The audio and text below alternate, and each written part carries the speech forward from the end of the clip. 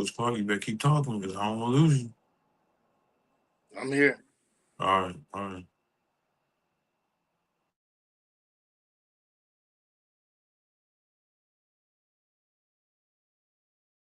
Bro.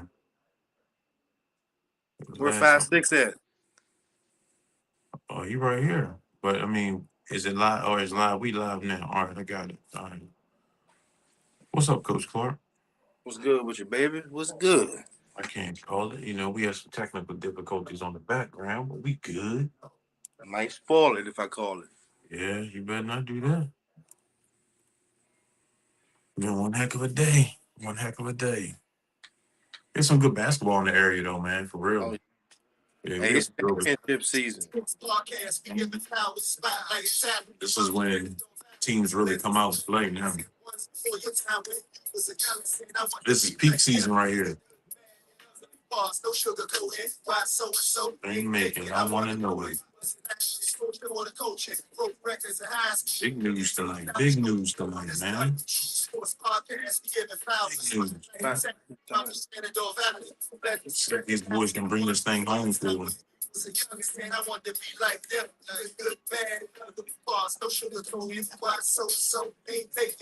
know it. I can't wait to hear the remix. I know. See what he gonna do with it. I know he in the lab Yeah. working on something. Yeah, he working hard right now, man. He really is. We giving fly spotlight and talent to our Shenandoah Valley. Good, the bad, and the ugly. Some of the shit is ugly. Yeah. We gotta talk about it. You feel me?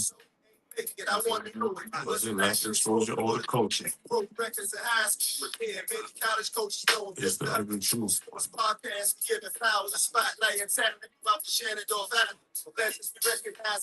I mean, rumor has it, man, it was electric in Hanley the other day. Last night. Yeah. Then we heard that Central Woodstock, it's been crazy in all these gyms, man. Oh yeah. The atmosphere is nuts, man. Championship season, man. Yeah. Win or go home. Yeah. Win or wait till next year, basically, Yep. you know. So, And then we heard some crazy stuff, Clark and Strasburg playing again. I mean, it's been crazy. is this number 3 or number 4? Man, I feel like it's number 4. Coach Clark, man, we are live right now. Yo! What's up, everybody? It's the Ugly True Sports Podcast. We're gonna wait till the room gets a little piled up. It's all peace and love and chicken grease. What's happening? We got a lot of stuff to run down. Well, really not a lot of stuff to run down. Coach, if you want to tell the viewers, you know what I'm saying, just so we already know our special guest is coming on the show in about 20 minutes. We have the Valley Mentality Youth Sports Organization locked in, loaded tonight. We got some special guests. They gonna share. Hey, they got some good information to share. So we're excited to have the Valley Mentality Youth Organization live with UTSP baby tonight. So they gonna be on in a little bit, in a few minutes.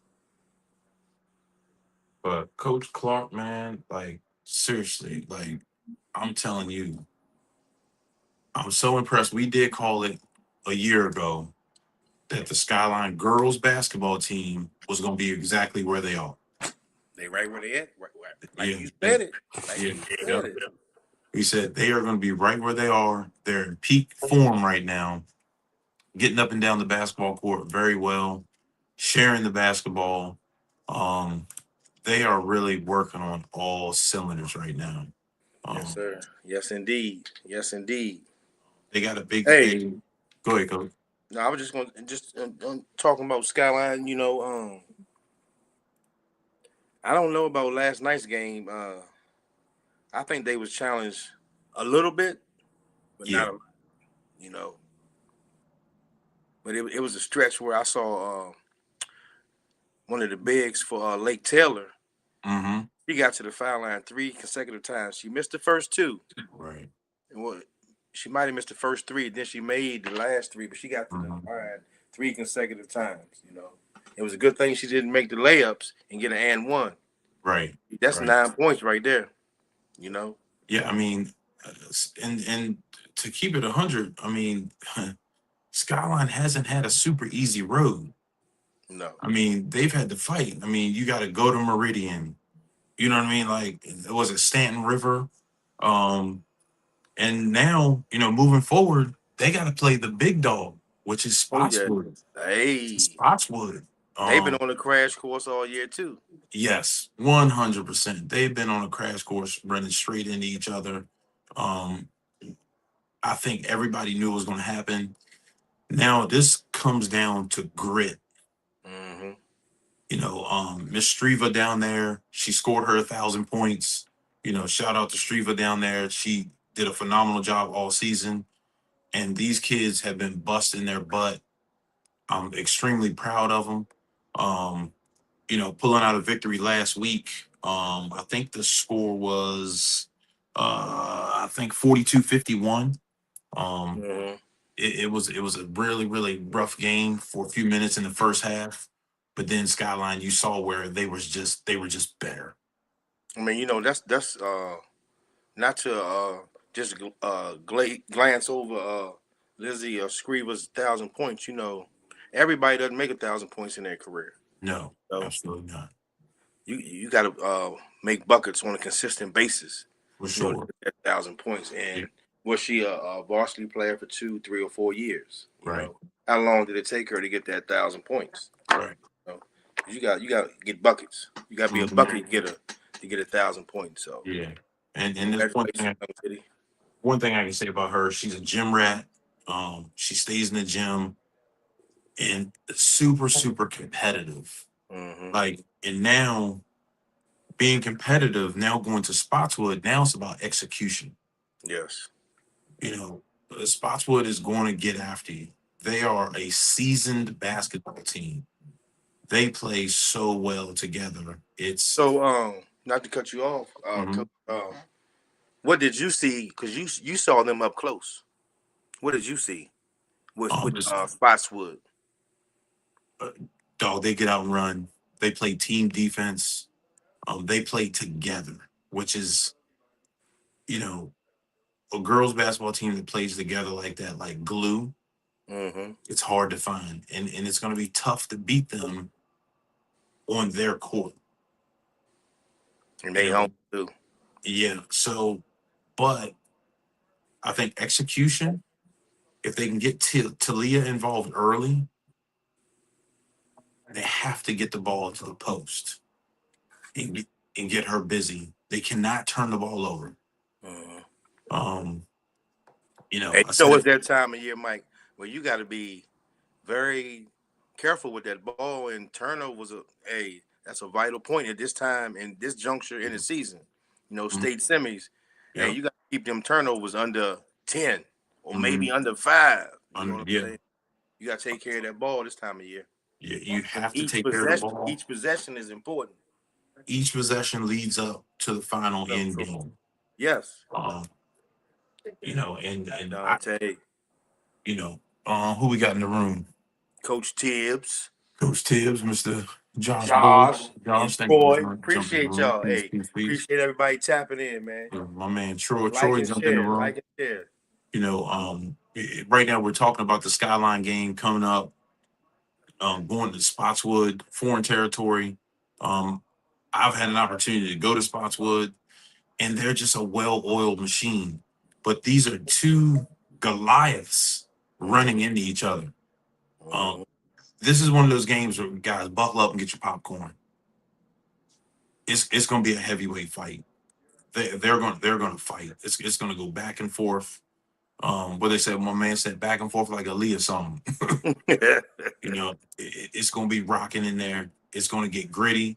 It's going to get nasty. And I think physicality, if Skyline comes out and punches them in the face first and gives them a taste of their own medicine, this is going to be an interesting game. Both teams are aggressive and like to Super. get up and down the floor. Yes. So Yes. and So, we're gonna see who imposes their will, mhm. who can take a punch and rally back from a punch. Yeah, because it's, how the girls basketball is like Ebb a and run. flow. It's like a run.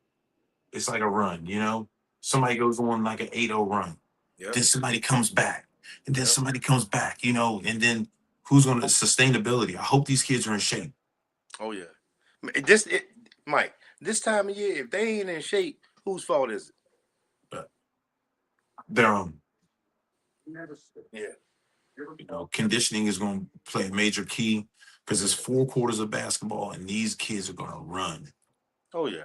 Oh Yeah, yeah. they're going to run. I'm trying to look up. I wanted to see what the final record for these young ladies were at the end of the regular season. Um, okay, so 51-33 over Lake Taylor. So let's think about it. Lake Taylor, he's able to put in his Huttonall's able to go to his bench and put some young ladies in that haven't played. They're up, you know, Mm-hmm. you know, then you can rest your starters a little bit. Right. You know what I 'Cause mean? So it's a quick turnaround. yeah, quick turnaround because they play on Friday night. Mm-hmm. So I know they're in the lab right now, really putting in work. So this is going to be an interesting game. I mean, they're maybe the Skyline's last 2 games, but they were at Meridian before that, or no, James Monroe, which was a Yes. tough game for them. 66-61. That was a tough game.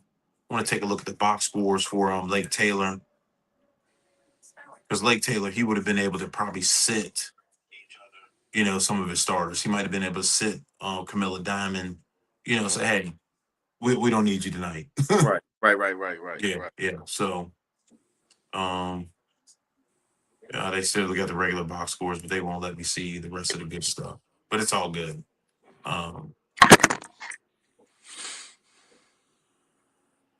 Okay, coach. Let me go back over here real quick.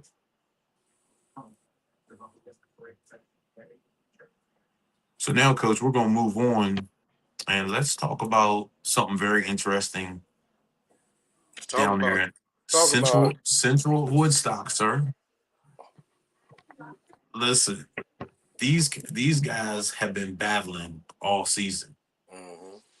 and they have to fight a juggernaut against Thomas Jefferson. Hey, Um, Central got some hoopers down there, man. they really, really do. They've got some kids that can play, and Mm. you know what it is, coach? It's hard. Is what I'm seeing. Yeah. You know what I mean? Like they're like, hey, yeah, we're from this small town. We're gonna get out here and ball. Great coaching staff. Shout out to the head coach down there, really, really putting in the energy with the kids and giving them everything he's got. Oh yeah. I can't wait to see what comes out on what product they put on the floor on Friday. Hey, right now, hey, win or go home. So they better Yeah, bring their A game right and now. Turnovers are key this time of year. yes, Who makes yes. the least amount of turnovers is hmm key to win a state title. So you got to take care of the ball on the boys and girls side, regardless. Yeah. Um, I think it's going to be interesting. I just think that whoever gets out there and plays the hardest wins. Hey, Who's Mike. going? Yeah. Hey, can you do me a favor? Can you hmm write this note down? Go ahead. And I'm gonna say it live right now. I give you. I'm gonna say 10. No, I'm gonna say 25. I give you 25 push-ups. And when we're gonna go back and look at the box score from every game from every local team, Okay. if how I want to word this, any team that has less than 10 turnovers, I want hmm to see if they win or lose. If a team has more than 10 turnovers, I want to see if they win If they or lose. win, right? So Less than 10. I'm gonna say less than 10 turnovers, that team wins. Less hmm than 10 turnovers. What up, John? My Appreciate man John Roberts is in the room. Best you. bar. Whoever got less than 10 turnovers will win any game, whether on the girls or boys side. Yep. That's a fact. I'm not going to disagree with that. Um, it's going to be interesting to see. And on the boys side, we don't see a ton of turnovers. We Hey, really, really don't. We don't see a ton of them. You might see 6, 7. but at critical times in the game, there might be a turnover. hmm You know, Yeah. so those, that last 6 minute stretch, that's when those turnovers are magnified, hmm and we can see them on the boys and girls side. And when the Sure. light is real bright with 6 minutes less in the Mhm. game, fourth quarter, those turnovers are magnified. A Right. team might not have 10 turnovers the first 3.5 quarters, but that last half of fourth quarter, 2 turnovers are vital Yeah, you start getting a little because nervous. because it's possession by possession. Them Right. last 4 5 minutes, shit, Hmm. Now, better with not that being turn said, that ball over. now, Coach, remember with that being said, Thomas Jefferson is coming to a wild and crazy Woodstock of Central of Woodstock. Or they're gonna have that gym jumping. Man, They they gonna have that gym jumping, yellow and blue. yeah, bro. And their crowd, Hey, because I, their I remember fans. seeing them, Mike, at Shenandoah last year, Hmm. man, and they had a serious loud crowd with that in Yeah, that student section, yeah. and that was at Shenandoah. So I could just imagine in their home gym what Hmm. it's gonna be like. Does it play a factor? It plays a huge factor. The support is going to be huge for Central. I think Mm-hmm. this is going to be a game of momentum. Okay. And the If game of runs, like you said, it's a game of yeah, runs, man. yep. If they can get out in front of them, momentum is going to be huge. Yeah. Yeah. Um, Coach, we're gonna move back over. We're gonna move down over to this side of the mountain. Hanley Broad Run was a good competitive game for 3.5 quarters. Mm-hmm. Okay, 3.5 quarters. Hanley It ended looked up loud pulling and it out. raucous in there, wasn't it? Yeah, it was rowdy in there too. But man, but Mm-hmm. the energy that is being put in these playoffs, man, it gives you cold chills. You know what I'm saying? It makes Mm-hmm. your hair raise up on your arms Oh because yeah. the Oh kids yeah. are playing hard. The crowds behind them, their family, their friends, Mm-hmm. and you read the comments online, and you're like, this is playoff basketball. You Win or know, go home, baby. win Win or or go go home. home, and This, they have to go to Verona this year. huh? Yeah, Hey, yeah. gonna get sticky. And let's be clear here. Broad Run was not an easy win. No, not at all. It Not, really was not. not. They came to play, and they brung their crowd with them. They came Yes, to and play. they matched energies. Mm-hmm. Like you can tell, like, all right, so say for instance, Clark County plays Hanley, something local. Mm-hmm. It doesn't have that same punch. Mm-hmm. You know what I'm saying? It just doesn't have that same sex appeal. Like it gives you chills when you walk in the gym, or it's Mm-hmm. hot and people are standing up. You can't get a seat. It doesn't have that same appeal. Mm-hmm. But these games right now, It's people standing up. man, get your tickets early. Yeah, yeah, yeah, yeah, yeah, yeah. No Yeah, question. get your tickets early. Win, hey, Right. again, win or wait till next season. That's right. Win or wait till next season. Verona was over. They beat Denby 62-51. They came out and punched them in the face and said, "Hey, y'all get up out of here." Hey, Yeah, and Hanley played in me earlier in the season, that's right. That's right. and it wasn't a favorable outcome for Hanley. Hmm. So, but you still got to play the game. They still got to lace Yeah, them shoes, for sure. They still got to lace up. throw them records out the door. Yep. Hey, referee, throw the ball up. Let's go. They Yeah. got to have that Yeah. Yep. mentality. Yep. Win. Hey, it's win for Hanley. It's win or graduate Graduate. That's right. for majority of their team. Hmm. So it's now or never for them. So they got to have that mentality, man. We can't Yeah. come back next year. The big highlight that I watched was back-to-back 3 pointers. Oglesby, and then right behind that, this kid is out there playing defense. He's scrapping. Boom, gets one, gives the ball up, gets it right back, and the place goes crazy. Time out, baby. Yeah, yeah, yeah. Let The me get. Hey, place let me goes look. Let me crazy. get one real quick. Let Yeah, me get one real quick. yeah. And these their whole entire group, their first eight are playing really good basketball together. Mm-hmm. Mm-hmm. But now we got to get them back on the court. They got to make that bus ride. They got to walk into hostile territory. I like when they went to EC Glass, you Hmm. know, everybody said that was one of the toughest. Well, some people said that was one of the toughest places to play and that probably was like a college atmosphere. Yes, sir. 100%. And I think they're built for this time of year Mm-hmm. because they start early in the spring summertime, Yeah. and they played in a summer tournament in Richmond, so Right. they built for this. They Yeah. they played against King Baycott, Mm-hmm. who's one of the top kids in the nation. Right. That plays Petersburg, whose older brother graduated from North Carolina a few years ago. Remember, Armando Baycock, that's his little Yep. brother. So Hanley played them during the summertime. You Mm-hmm. know, Hanley played in DeMatha, Mm-hmm. which is a historically prestigious school, Right. in Hyattsville. So they built for it. Right. But now it's time for them to play in it, in that atmosphere. They going to the R. Yo. Yo. So, yeah. Yo. They got to lace some shoes up and they got to get out there and play. Mhm. Um, let's take a step down here real quick and go over here to. I don't know how this keeps happening. Clark County is playing Strasburg again. Is this number 4?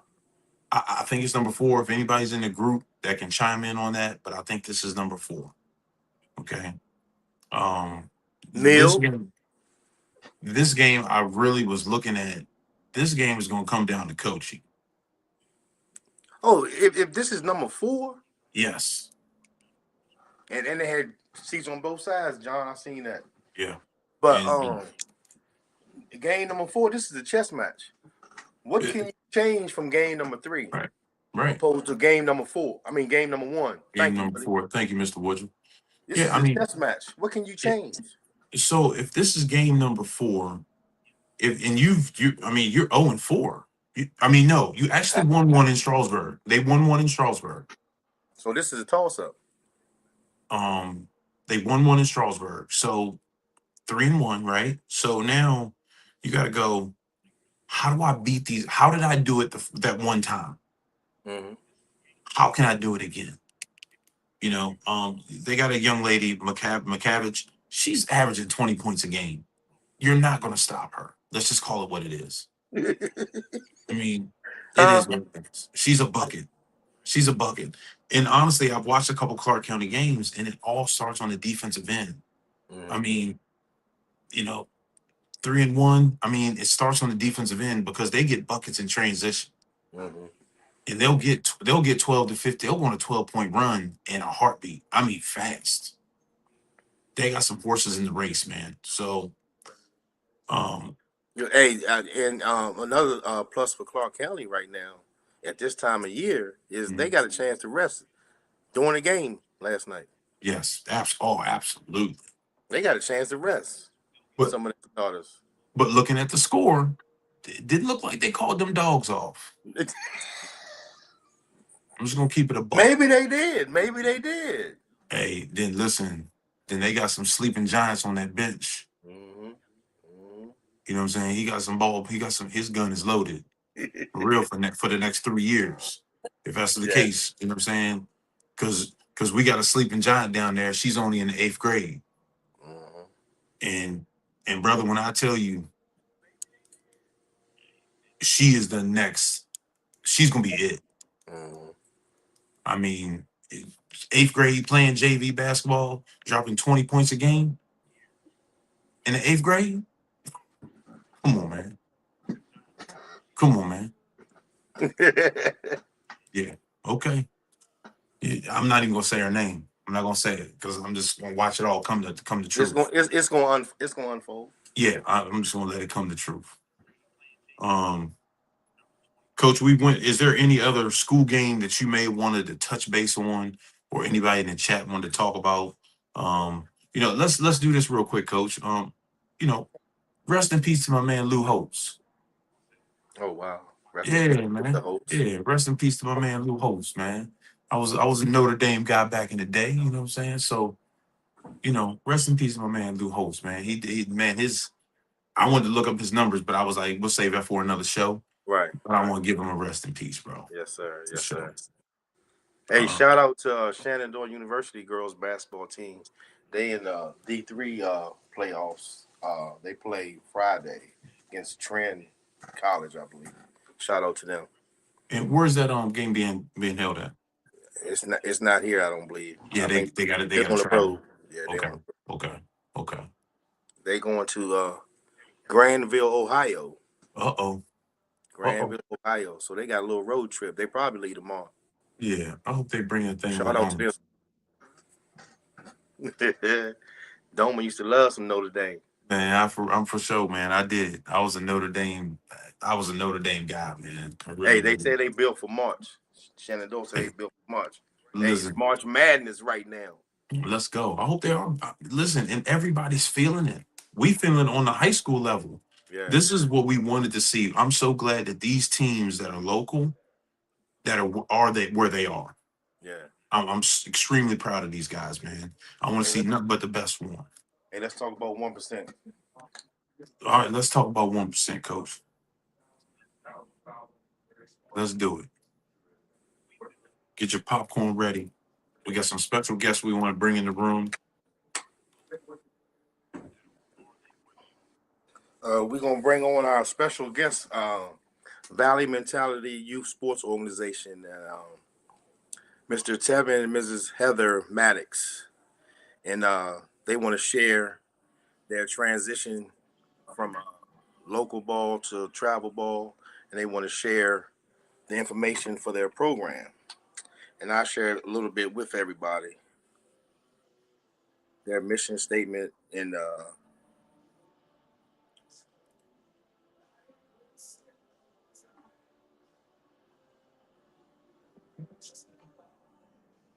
they really want to talk about the 1% of sports and in business, and I'll let them break that down. I'm not going to touch that, but Valley Mentality Sports is a travel sports organization focused on developing athletes on and off the field. We use football and basketball to teach discipline, confidence, leadership, and mental toughness, building strong competitors, stronger character, and a mindset that lasts beyond the game. I want to give a shout out to Heather Maddox and share some of her accolades as a softball player. Heather attended Auburn High School in Virginia, where she started as pitcher all 4 years of high school, and in 2009, she was a Virginia All-State selection, 2009 District and Region Pitcher of the Year, all region and all district selection in all 4 years of high school. She was the first D1 scholarship athlete out of her high school. Heather joined JMU alum Meredith Phelps, who was at JMU from 2006 to 2009, as the only pitchers in program history to throw a complete game shutout in their first career start. Hey. Hey, let me read that again. Mm.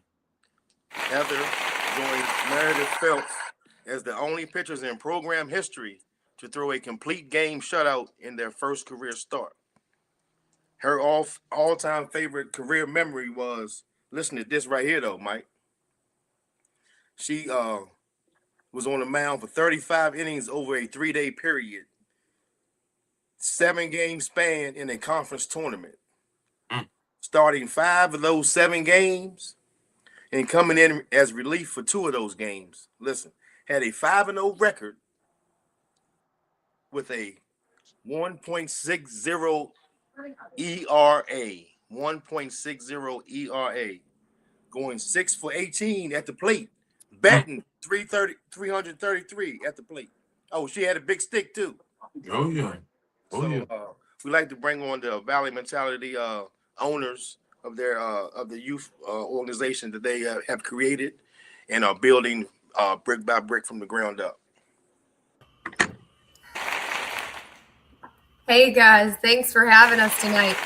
Absolutely. Thanks for coming on, Ugly Truth. I appreciate the introduction. You went over the top on that. Hey, you was an all-star. Back in my day. Baller. So Tevin's not going to hop on with us. He did 3 Zoom meetings with GIC. What are you getting ready for, Heather? What's Tevin getting ready for? He is getting ready for GIC down in Myrtle Beach, South Carolina. He ran 3 Zoom practices tonight with O-line, D-line, wide receivers, and linebackers, and QBs and RBs. So he's been on Zoom for like 2 hours tonight. And he said, "You got it." He said, "You like to talk. Get on there and talk." He tapped out right now. He did. Yep. We understand, Coach. We understand. Yeah. So, Heather, let's start with you and your career. What motivated you as a young student athlete, and how did you get your start in softball? Oh man. So I guess I learned to love softball as a little toddler. My dad played men's league slow pitch, and so I grew up at the ball field watching my dad play. And as soon as I was old enough to pick up a bat and pick up a glove, I loved it. That along with basketball, those were my two sports. And maybe about 9 or 10 years old, after I had been playing for about 4 years, I was like, "Dad, I want to pitch." And so he was like, "Oh, well, you're doing a really good job at second base." And I'm like, "No, I really want to pitch." And so he ended up was like, "Okay, well, we'll try to do some of the basics, some of the fundamentals." He started doing his research. He played baseball, but never fast pitch softball. So he did his research trying to become as knowledgeable as possible. And we left that practice, and he said, "I'm excited. I'm in the truck." I'm like, "Man, I just had my first pitching practice." And he looks over at me and he's like, "Honey, are you sure you just don't want to play second base?" I'm like, "No, I want to pitch. I want to be a pitcher." Long story short, I did not give up on pitching, and he did not give up on learning. He went to clinics all over the nation, getting training on becoming a pitching coach and learning everything that he could so he could make sure that I wasn't getting hurt, that I was doing things the right way, building the small fundamentals for the foundation to become a good pitcher, a great pitcher. And I just never gave up. I never gave up on it. I fell in love with it. You could not keep me out of a pitching practice. It would be winter. We would have a rubber cow stall mat in the high school gym so that we wouldn't scuff up the gym floor, and they would allow us to pitch in the gym in the winter. I came from a super small town. I graduated with 81 kids, and I was the first Division I athlete to come out of my school. Another girl the same year she graduated, she actually went volleyball. So we were the first 2 out of our little town period as Division I scholarship athletes. So that was pretty huge coming out of a teeny tiny population where I promise you a single recruit probably never came. Can you share about your recruiting process in high school? So it is much different than what the recruiting process is today. Back then, I feel like my dad had a camcorder, and he would have me do different pitches and stuff. He created a disc, and we would send that out to colleges along with letters of interest. We would send emails, do campus visits. And, for every 30 I sent, maybe I got back one answer. Yeah. And now the older I got, so we started that probably about 9th grade. The older I got, my talent really started to separate itself from other players in the area, really players in the state of Virginia. I ended up graduating my senior year with less than a .70 ERA, which is crazy. But can you say that? Less than a .70 ERA. Because I know we got some baseball guys here, so they know exactly what you're talking about. Yeah. So it actually, in the beginning, it's like, oh my gosh, this is impossible. But the more we tried, the more we reached out, the more camps, went to showcase camps down in Tennessee. And that was really able to put me on the map with other colleges, because colleges weren't coming to me. They were not coming to Reiner, Virginia, where the population of cows is more than people. So I had to go to them. I had to put myself out there. And honestly, my parents. If it was not for the support of my parents, they ran me everywhere, every clinic. My dad would drive me every other Sunday to 2 hours across the North Carolina, Virginia line to go get pitching lessons. So I put in the dedication and I put in the hard work. But if it wouldn't have been for my parents that just poured into every opportunity that they could find for me, I didn't do it on my own. That's for sure. And I also I had a very supportive high school coach as well. Okay. So, so at the end of your recruiting process for high school, how did it go once it was time for you to decide on college, and what filtered? Well, so I actually ended up verbally committing right before my junior year. And when I made that commitment, I think times have changed quite a bit now, because we're starting to learn like it's really good to have a multi-sport athlete. Then after you committed, that's what you were playing. So I didn't get to finish my high school career playing basketball. That kind of broke my heart, because I had played with those kids since I was 5-6 years old. So you stopped playing basketball? Yep, and just solely softball. I mean, they had even down in the clauses where like you couldn't water ski, you couldn't snow tube, you couldn't do any of this crazy stuff after, I'm going to JMU. So I guess the decision really primarily came to Virginia Tech, James Madison, Radford, and Virginia Tech and Radford were really close to my home, literally like 10-15 minutes. So I think that weighed a little bit on my decision. JMU was 2 hours. So close enough for my parents to visit, but not too far where, they wouldn't get to catch my games and stuff. Right. And also James Madison had scholarship available immediately, and Virginia Tech and Radford, I would have had to wait to my sophomore year. Wow. So that weighed a little bit on my decision too. Oh, I'm sure. Yeah.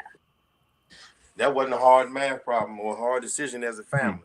No, not at all. And I'm one of three. I'm the middle child. So I had an older sister already in college, and I had a brother 2 years behind me that also had plans to go to college. So, who's giving money first? That's right. Right. So Can you walk us through leaving Auburn High School and walking on campus at James Madison University? Oh man, completely culture shock. Yeah, I remember the first time going to sit in a lecture of what would have been, it would have looked like our auditorium in our high school times too. And there were that many kids in there for class. And, I'm used to coming from class sizes of 12, 10 kids. And now I'm sitting in a big auditorium full of 200 kids looking at a teacher this small on the stage teaching a class. So culture shock for sure. Also liked the independence, and the deeper that you got into it, you very quickly learned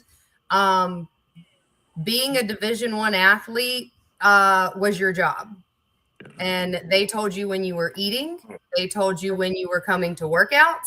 They were telling you what time to be at study hall and how much study hall, what you can do this evening, what you can do that evening. So while you're like, I'm a college student and I get to make all these choices for myself and I'm 2 hours from mom and dad. No, mom and dad is now your coach and your position coach and the lady that scans your card to get into study hall. So yeah.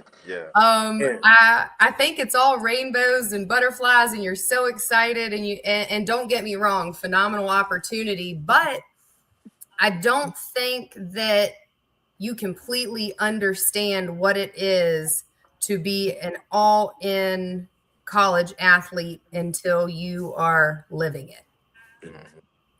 You eat, sleep, live, and even over the summers, you're sent home with workouts. They know if you don't do those workouts. Oh yeah. So you're not off. You got to have that mentality. You do, absolutely. Yep. And you mentally. And there's times where you had to make the decision where, you know, these roommates or people across the hall want you to come out tonight, and the coach says you better not be out after 10 o'clock tonight, and they will find out if you were out after 10 o'clock that night. Hey, can you share one good story about playing at JMU and one not so good story? Oh man. Whew. Lord. So I guess my most positive would be something that you already shared. Imagine as a freshman, especially on a staff of already 6 pitchers, you don't know if you're going to get field time or not, right? So being able to actually start a game and pitch a shutout as a freshman, that was a big deal, and that was special for me, and having my parents there to watch that because they've never missed anything. So huge accomplishment. That was special, and we had a fun team. We were all from different areas, but we all got along really well. So I mean, a ton of happy memories, and when you go into a athletic program in a college, most of the time everybody in your dorm is going to be other athletes. So even if it wasn't softball players, we had lacrosse, you know, field hockey, soccer, and they actually tried to not, well, at least when I was there, tried not to put you in a dorm with your teammates because you see too much of each other. Right, so they still wanted you with athletes that were on the same schedule and everything like that, had to have the same mindset, the same work ethic, kind of the same schedule, but not everybody want to go all the time. Everybody's want to go in different directions on the same campus. Exactly. Yeah. So I'll tell on myself because I think you and I have talked enough to at this point that you know I'm an open book. I'm not going to tell you any lies, and I'm not going to sit here and sugarcoat anything. We had those study hall hours. And see, some of like the juniors and seniors on the team, if they were short study hall hours, they would sit on the bus and like maybe they had to read a textbook or read a passage, or they would get them last little bit of hours that they needed to get their study hall hours for the week. So I was like, I'm just going to do that because I wanted to do something that other night where I should have been finishing my study hall hours. And I remember going to get on the bus, and the coach shook her head and she was like, "You're not coming." And I'm like, "What?" And I was short 30 minutes. 3 minutes? 30 minutes. 30 minutes. 30 minutes. Okay. Not 3 hours, nothing crazy. 30 minutes of study hall hours. And I was like, you know, I'll just get on there and I'll read my textbook, whatever. I was a freshman. Okay. I didn't have that luxury. And they made me get off the bus, and I did not get to go. I had to call my parents and say, I'm not going to be at the game this week. It was terrible. Talk about tears and learning real life lessons as an adult that I thought that I was. That was probably my worst memory. Hey, that was a tough phone call, I know. Oh yeah. I mean, I'm still scared of my parents. I'm 35. I'm still scared of them. Ain't nothing wrong with that. Nothing wrong with that. Hey, did you ever play anybody in the ACC? Oh, you're asking me a long ago question.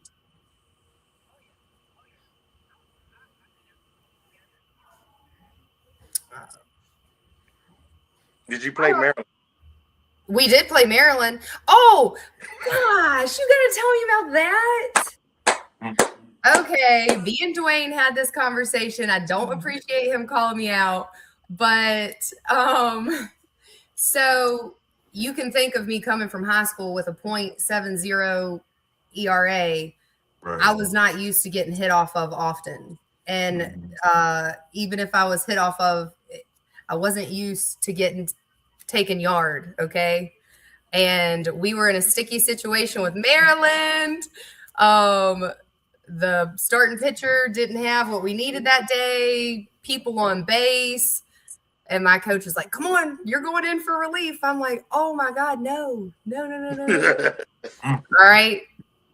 First batter that I have to face while I'm supposed to be relieving the pitcher, I got shelled. I think it went so far over those trees, I don't even know if it landed. Wow. That was a terrible memory too, but not as bad as getting kicked off of the bus. Yeah. So let's talk about the mentality of it. Let's change gears. Change gears. And talk about you coming from Auburn High School, going to JMU, having that mentality, being in a structured environment and, earning a scholarship. Mm-hmm. You had to have the right mentality. And can you talk about the your sports organization and the 1% and break it down however you need to break it down? Okay, so the mentality side of it, I probably have to give Tevin most of the credit for that. So we knew we wanted Valley in the name, right? Because we live right in the heart of the Shenandoah Valley. So yeah, there we go. So a lot of I wanted that to be in the name. It didn't have to be Shenandoah Valley, but at least the Valley. Tevin was kind of playing around with some different stuff, and he was like, how about Valley mentality? And I'm like, okay, like it flows, but give me some reason behind it. I'm a reason person. Okay. I need purpose behind it. So he told me, well, I think he really got it from Mamba mentality because he is like Kobe fanatic. That was a huge person he looked up to growing up in sports, but he's like, you can have a phenomenal athlete, all of the physical capabilities in the world, and have another athlete with the exact same capabilities. One is a head case and can't take failure, or a game going the wrong way, or a coach being too hard on them, or can't meet the expectations that's being required of them. Okay. And then you have the one that can take it. They have the mental toughness. They've been taught and trained and molded to not only have the athletic side of being a player, but the mental side of being a player. And he said, if we're going to start a program in this area, I want us to focus on the mentality side of the sport just as much as the fundamental and skill side of the sport. And that's all he had to say to me. So in my professional life, I have an undergrad in psychology and a master's in human services counseling. So I'm like, I'm sold. I love it. And then you came up with the vision. Exactly. Yep. Once he said that, you already saw it. Yes. Yep. Exactly. Hey, when did you start your organization? So we were fairly new, just this past. Well, so I guess I'd say it's been in the works since the fall of 2024. That's when we started playing with the idea. We hadn't put anything in stone, hadn't went and gotten the LLC and the 501c3, but the wheels started turning. And really that was because our son was going into the 4th grade. We had just finished rec league football season and had just finished a rec league basketball season. And we knew that we needed to start offering him a little bit more. And I don't mean more as in the organization. We were happy with our youth sports organization. We were happy with our quarterback club. For us, it was, he needed more of a challenge. What good is it doing him running up and down the court, scoring 20 points in a game? That's great. I love the stats, but if you're out running everybody in, rec league, or you've got to at some point say he needs to learn how to lose. He needs to learn how to get a shot blocked. He needs to learn how to get the ball stolen from him. So that's kind of what got us into the mode of this is what we wanted to do. And just offer. Now, there's plenty of AAU basketball programs in our community, and good basketball programs in our community. But when we thought about this and Valley mentality, I'm like, I want it to be more than basketball. I want it to be more than football. I want this to be an organization, a travel organization that offers more than one sport.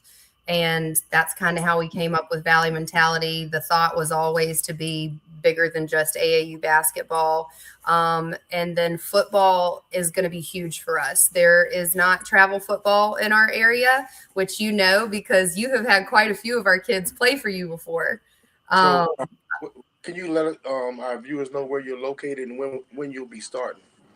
Yeah, so we're in Augusta County, Virginia, which is like right in the cross arrows of I-81 and I-64. If you've ever heard of Stanton, Virginia, we're like 5 minutes from that, about 20 minutes from Charlottesville, about 30 minutes from James Madison. So the closest thing to us when it came to travel football, Roanoke, Lynchburg,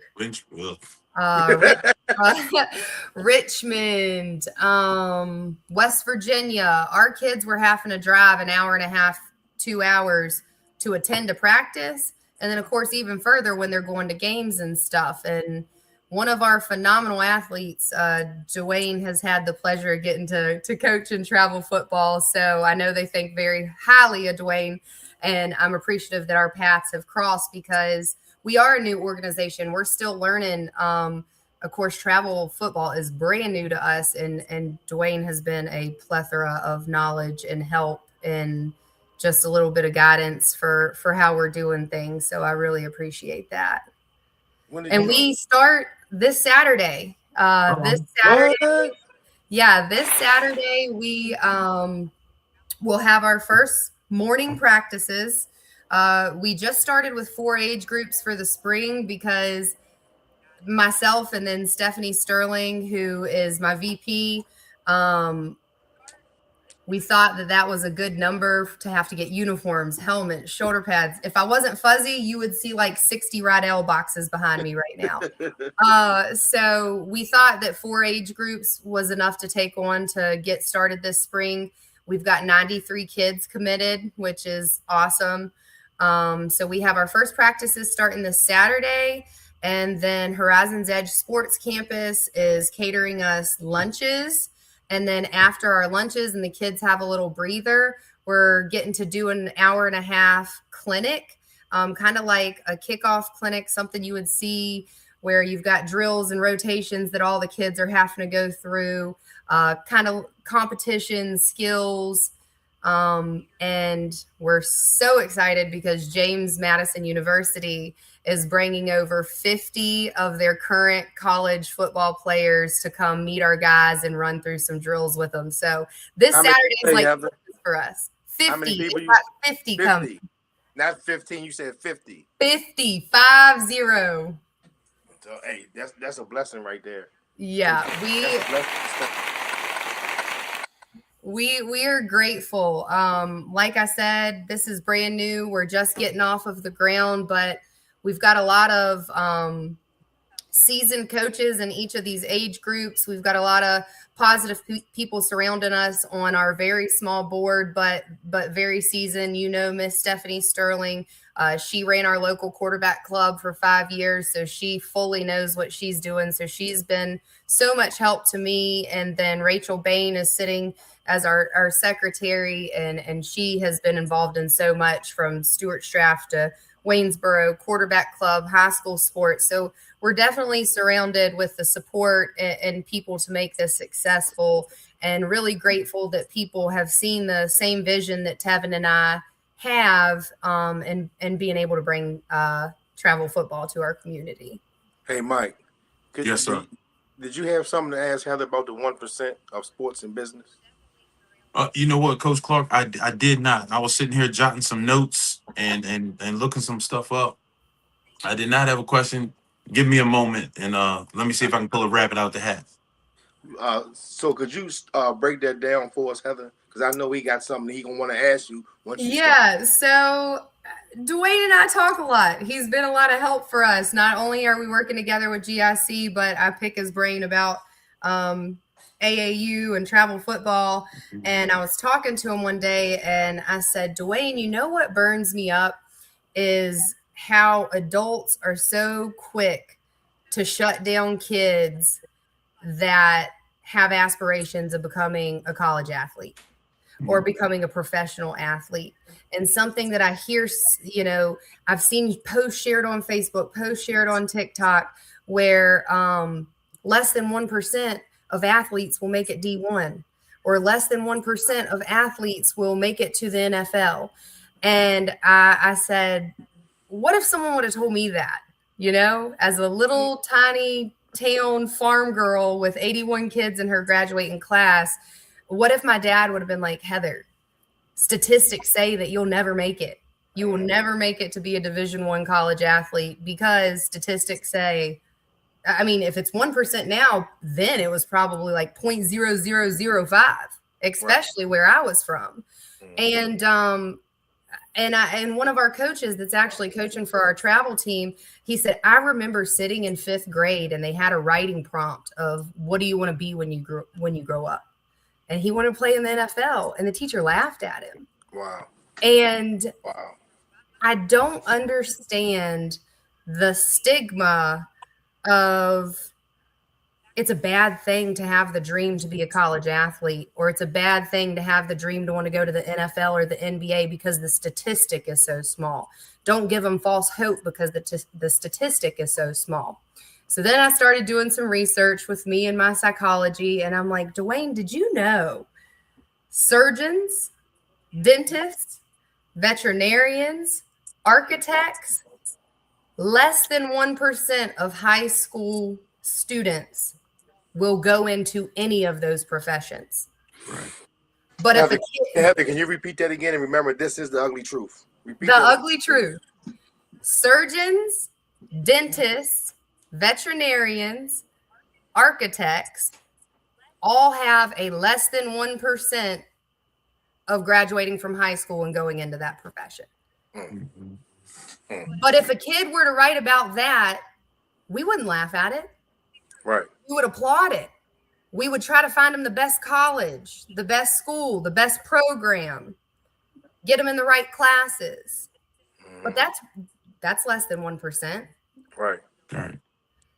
So why don't we give the same support, the same encouragement, support those dreams the way that I'm thankful that my parents supported mine, because they could have totally laughed at me and been like, girl, you are never going to be a Division I athlete.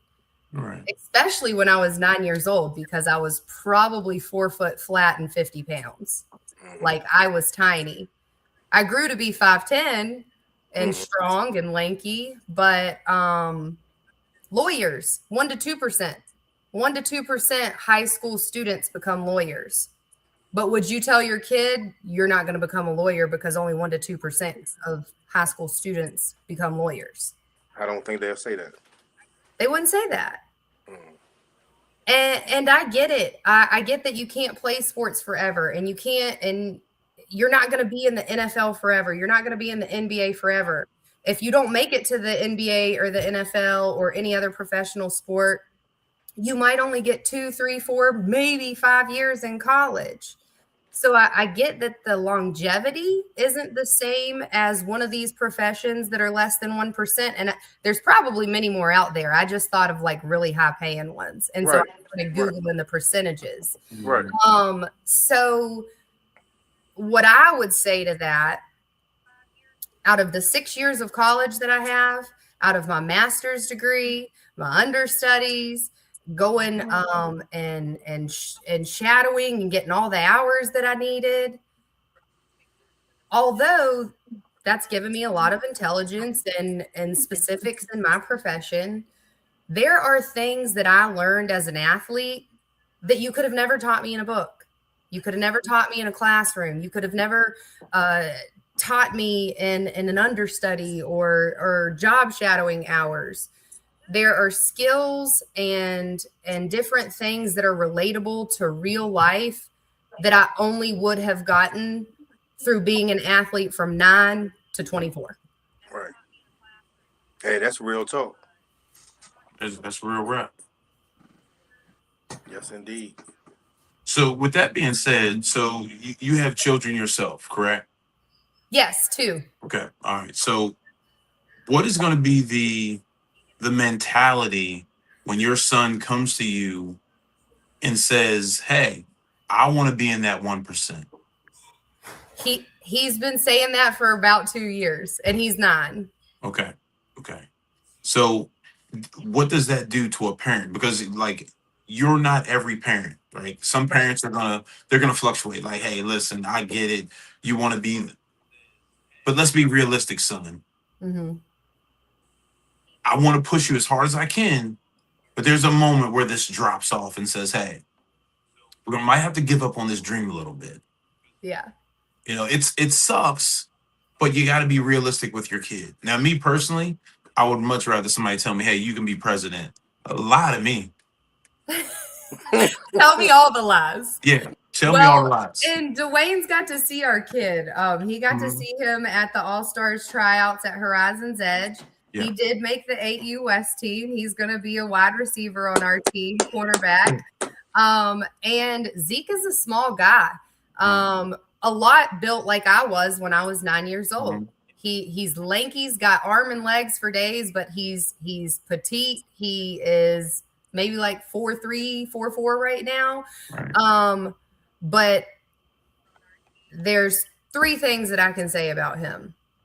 He's got more drive than I see in 16, 17, 18-year-old kids. And you're not going to tell him that he can't do something. He's going to go through that drill 17 times until he's satisfied with it. He's harder on himself than me or my husband are. He holds himself to a really high standard. And I think at 9 years old, that's super impressive. And I'm trying to think of the word for this. Tevin could tell me off the top of his head. His IQ when it comes to basketball and football is beyond his age. And I don't know if that has to do with how much he watches sports with Tevin, because we really don't let him video game a lot. I will be honest with you guys. Every now and then we'll let him hop on the game with Tevin and play like a Madden tournament or something, but we don't really let our kids sit on video games. If you're bored, go shoot a basketball. Or go read a book. Yeah. So now we're not super strict. We're like, you're not allowed to video game, but that's not what you're doing with your time when you get home from school every evening. Right.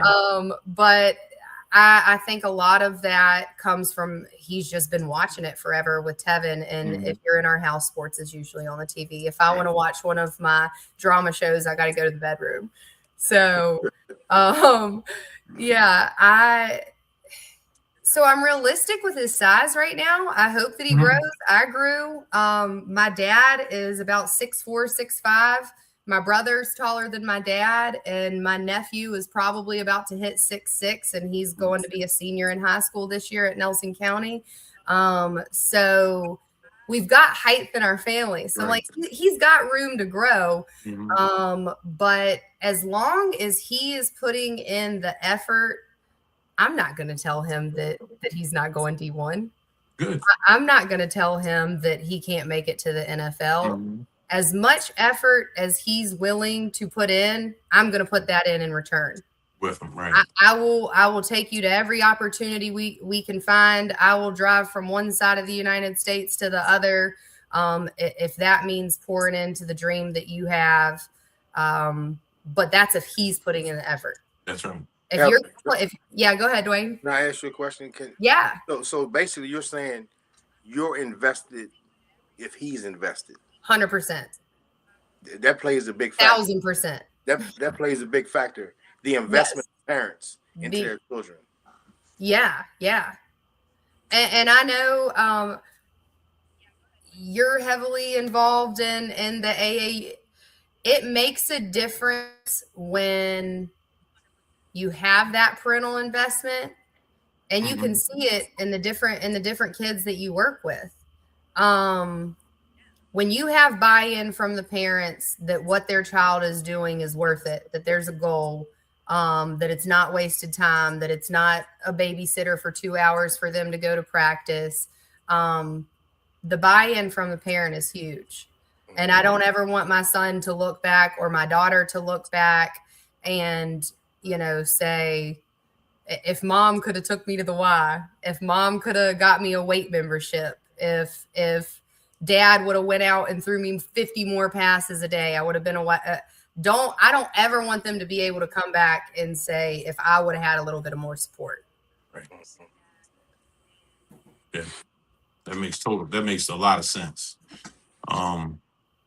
Looking at the long road for your organization and trying to get more parents involved and getting them around to understand this 1%. What's going to be your strategy selling this to parents? Because some parents are they just want their kid involved in something. Yeah. You know, I mean, if you're going to play a sport, try to be the best. If I'm going to mop floors for a living, I'm going to be the best floor mopper there is. Hands down. Selling that mentality to people in our area, because remember, we come from small areas. Yep.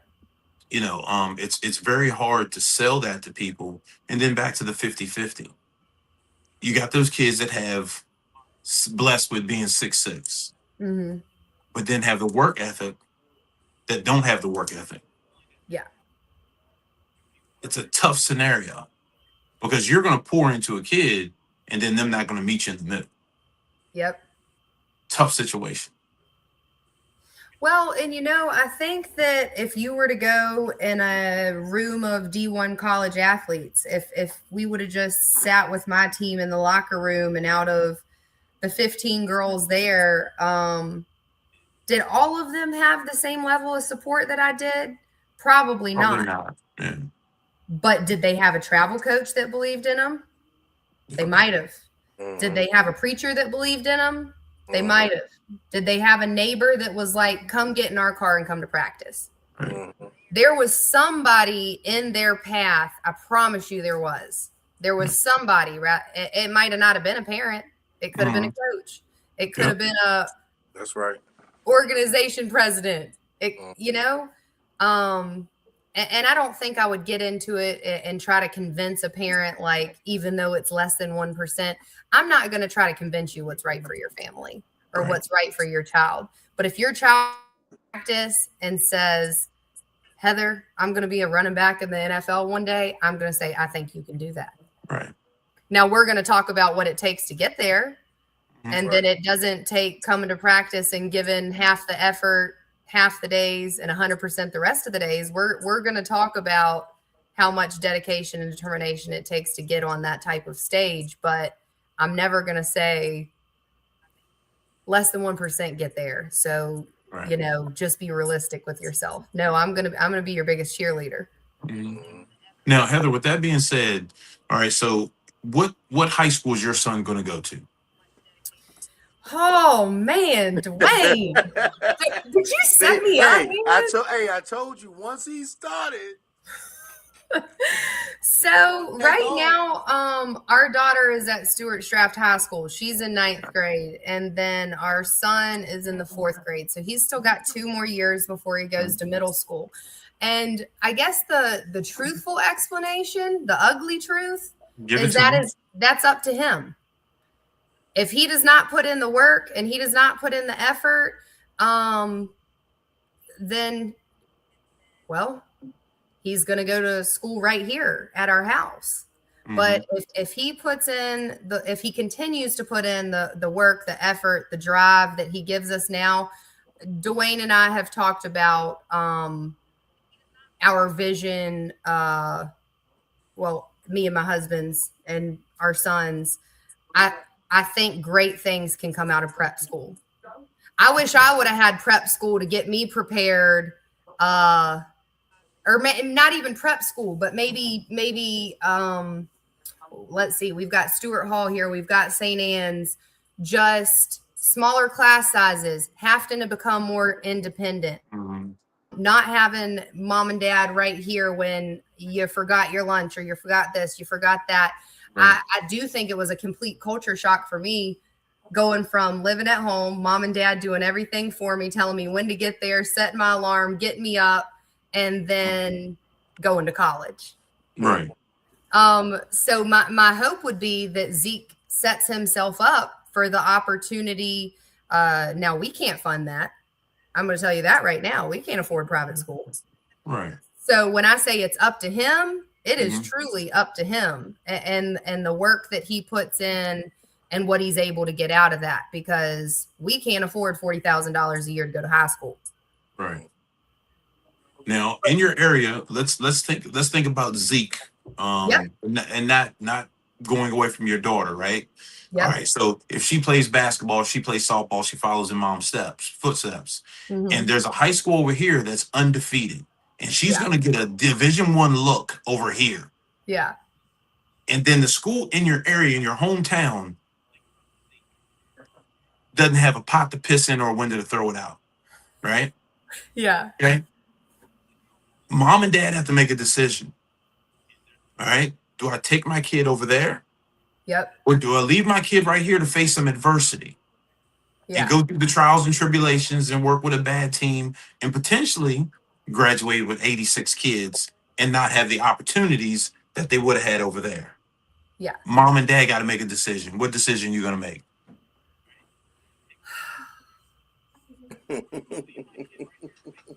You're taking your kid over there because you're going to make the right decision for your kid, right? Yeah, So- it's nothing personal, right? No, You it's want nothing to personal. set your kid up with the best chances and opportunities. And at the end of the day, 1%. That's right. Right. We know now, did I make it out of that 81? I did, Mm-hmm. but 1%. Right. If my parents could have had me set up somewhere different, but I'll tell you, my dad worked in a manufacturing plant. He was a plant manager. That's all he had ever done since he graduated college. He worked his way up in the company. We couldn't up and move to somewhere that had a better program. Right. We couldn't take our stuff and go to North Carolina, where at the time travel softball was way more predominant. So I played travel softball in North Carolina. My parents would drive me there every weekend because it took off there a lot sooner than it took off in Virginia. Right. And so we couldn't, move and go to a different school because there were better opportunities. We just didn't have that choice when it came to my parents providing for my family. But if I had the opportunity, if you're telling me I did, and this is what was going to be best, and Tevin and I could work that out with our jobs, then I absolutely would do what it takes to give either of my children the best opportunity for their future. And it wouldn't be to offend people. It wouldn't be because we didn't believe in this school or the coaching program. It's solely to set my child up for the best opportunity that I can provide them with. Respectfully, I respect that decision. How about 100%. you? What would you do?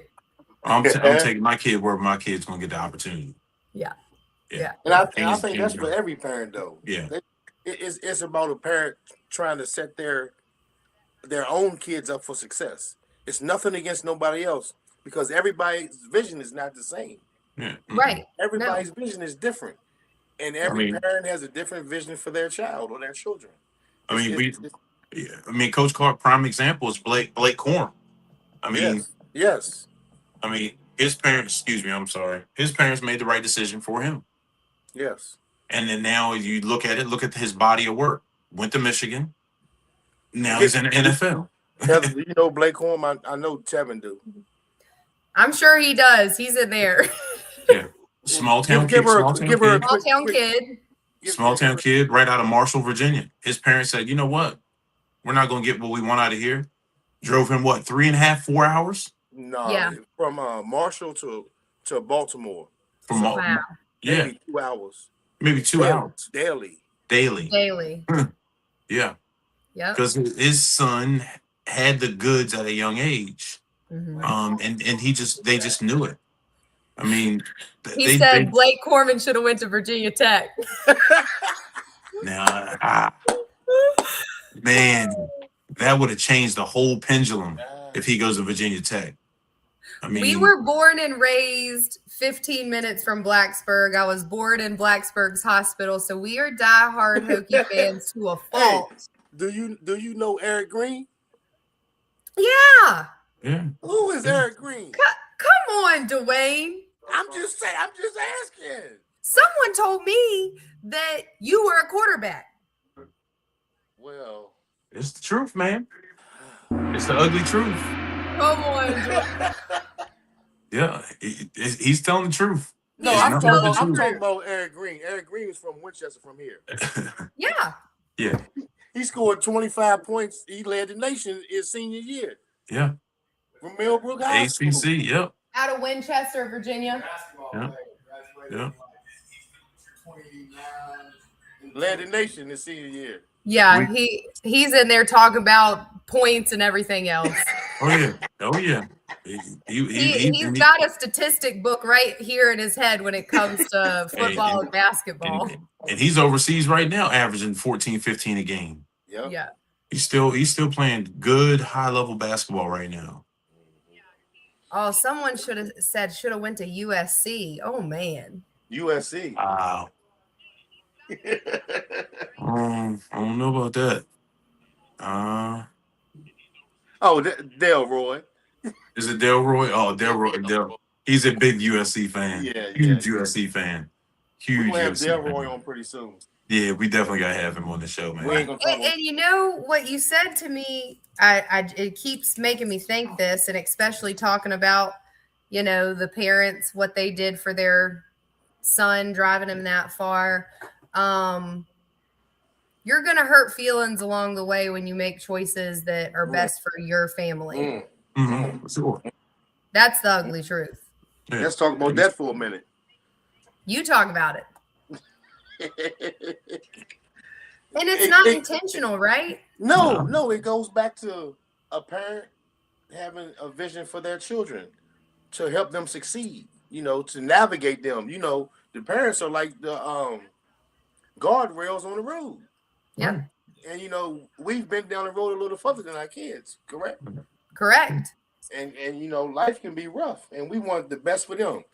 I want my kids to be better than me. I know that's how y'all see y'all kids as well. Oh, absolutely. Please You know? make it further than I did. Yeah. You know, and if we gotta make adjustments and different hard thought out decisions for your success in the future, that's what we're gonna do as parents and as a family, you know. But some people's vision, like I always say for us around here, Heather, is that we live in a 30-mile radius bubble Mm-hmm. in our area. And Yep. it seems like this is a bubble over 30 miles. And if somebody gets outside of that 30-mile bubble, they don't know how to act or conduct themselves when it comes to different walks of life. But in general, we know on the Ugly Truth, we talk about sports. Right. So we've seen kids run out of that 30-mile radius and go to a college and run back home. Some even before the coach gets back from dropping them off. Yep. It's Because uncomfortable. You got to learn to be uncomfortable in uncomfortable situations. Man. Well, I mean, anytime you take a kid somewhere else, they're usually gonna collapse if they're not used to that competition. Yep. If they're not used to competition, they're gonna usually cave. But if they're a good athlete and they have the right mentality, they're gonna stick it out, go through the hard times, and stick this thing out. You know, me and Coach Clark talk about it a lot. You know, it's a big fish in a small pond kind of mentality. Mm-hmm. And then when you go to that Division I or that Division III school, everybody's good. Yeah, you're not the top dog anymore. No, That's you at the bottom of the barrel trying to figure it out. Yep. You know, I mean, it goes for everybody. We get to school and we're like, man, I didn't think there was any other dudes that was 280 pounds and could run this fast. Now all of us can run that fast. Yep. Now it's about who has the dog in them. One of our sorry, go ahead. No, you go ahead. One of our travel coaches, he played line. He was a lineman. He went off to college, and he said he remembers like that first day, he had never felt small before. Mm-hmm. He had never felt small before until he got to his team. Yeah. He'd never had someone push him around. He was used to being the big dog. Yeah. And I think that's really true for any sport. You know, when you're recruited as a freshman, you've got Well, I mean, don't get me in the transfer portal and all this stuff. Uh-oh. But back when I was playing, you had people that had fought for years through college to get that starting position. Okay.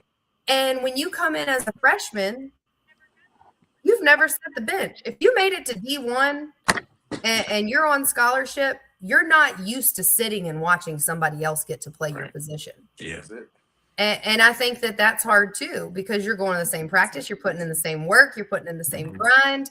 But at the end of the day, there's a chain of command. If there's a girl that throws just as hard as I do and all the pitches that I have, and she's a senior, I'm not seeing a lot of playing time. Mm-hmm. I might get some games here and there out of conference, and that's where the mentality comes in.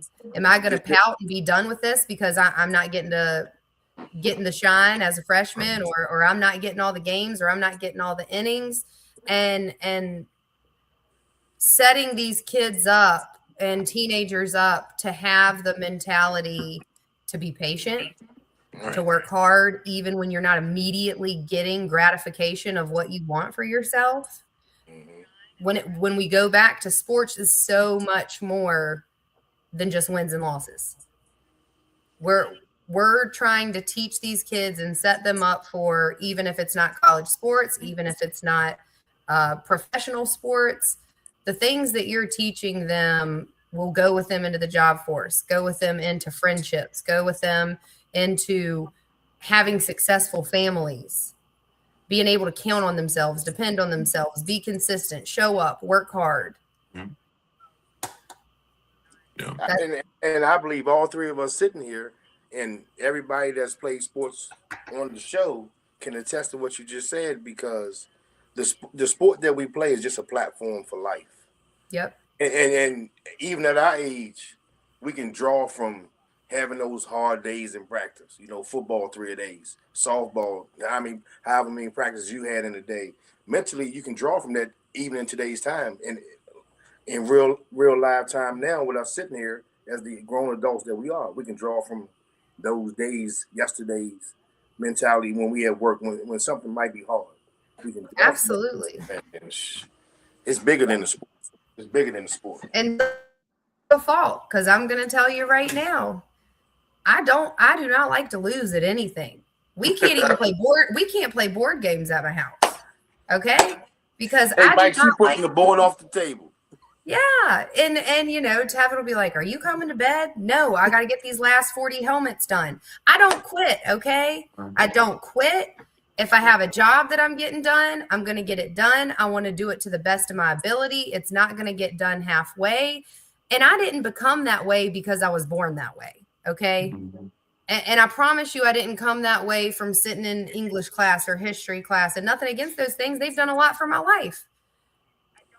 But those types of personality traits directly came from how committed, dedicated I was to sports and the people that surrounded me when I was coming up through sports. You That's can't. the ugly truth. Ugly truth. Brother I Mike, appreciate you guys listening to my 1%. Brother No, Mike, we appreciate you. We appreciate yes, you. appreciate you. Yeah, it was nice meeting you. You also. I really appreciate it, guys. And thanks What's the name for of your program? Valley Mentality Sports Organization. Valley Mentality. Valley Mentality. Yeah, we're gonna have to have you out here one day, or we're gonna have to come down that way and check out Yes, your I would organization. love that. Yeah. Come to a camp or something, hang out with some kids. That would be great. Yeah. Wade knows I'm all about collaboration. Mhm. Yes, ma'am. Yes, ma'am. Yes, ma'am. We appreciate you and Coach Tevin. and Yeah, Valley thank you, Mentality guys. Youth Organization. Thank you for your time. Hey, Thank you for your time. Yeah, thank you, guys. Thanks for bringing us on and shedding a little light on what we're trying to get going. Absolutely. We appreciate you. Thank you. We'll see you next time. All right, bye, guys. see you. Good stuff, Coach Clark. Good stuff, Coach. Yeah, good stuff, man. That was good. That was a good segment. Up and coming, guys. We got a lot of stuff coming up. We got some fire coming up. as far as guests are concerned. We just got to line these things up and get these things knocked up. We ain't gonna tell you all the ugly Let's truth. go, baby. Let's get it. We'll have some flyers come out next week. Gas. If you guys aren't doing anything, please donate to the Ugly Truth. We're trying to keep this thing going. We're hoping that a few teams bring home these state championships. Yes. So we can bring those guys on the show and give them their flowers for their hard-fought seasons. Coach Clark, you got any closing thoughts, sir? Does anybody have the score of the Musselman and Washington girls game? I know Washington was up 28-6 at one time. Mm.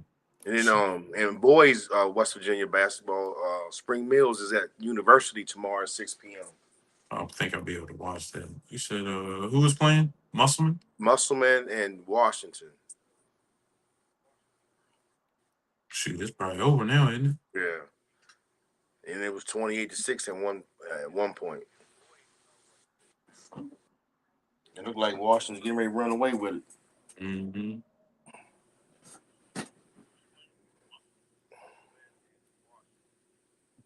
I don't see it, Coach.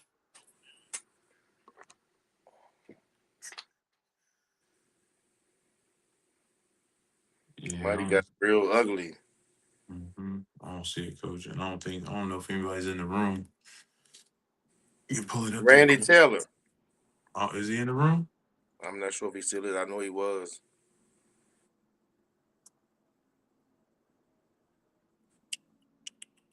Nope, I did not have it on there. I don't know. But I don't have any other closing remarks, brother. I just appreciate everybody tapping in with us, Like and subscribe to our YouTube page, The Ugly Truth. And Coach Clark, TikTok. Yes, sir. I'll see you tomorrow. Peace. Hey,